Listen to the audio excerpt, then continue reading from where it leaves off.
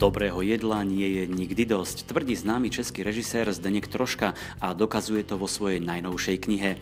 8 rokov po prvej knihe Nebe v hubie vychádza dvojka a opäť je to netradičná kucharská kniha, v ktorej nájdete nielen všakovaké recepty, ale aj veselé historky zo života a zážitky z nakrúcania filmov.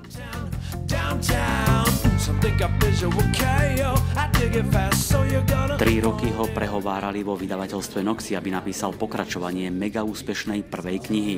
Zdeněk Troška sa tomu bránil so slovami, že dnes už vychádza toľko kuchárskych kníh, že by ste nimi mohli prehradiť Dunaj.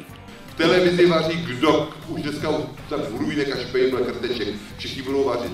Nechtěl, nakonec jsem se nechal ukecat a vyšla dneska, v podstatě, jsme ráno 4 jsem ji neviděl, vyšla knížka, která se jmenuje Nebe v hubě 2 a ne Čertův švagr.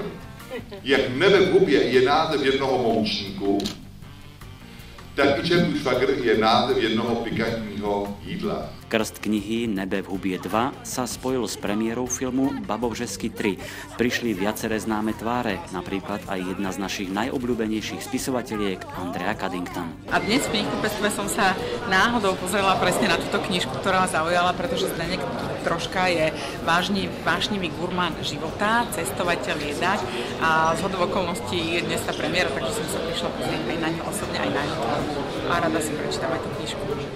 Zdeněk Troška má okrem novinky Babovžesky 3 na konte aj viaceré úspešné rozprávky ako Princezná Zemlejna, Z pekla štestí, Čertová neviesta a tak sa krstilo soľou z legendárnej rozprávky Soľ nad zlato. No soľ aj preto, že je základom všetkých dobrých jedál.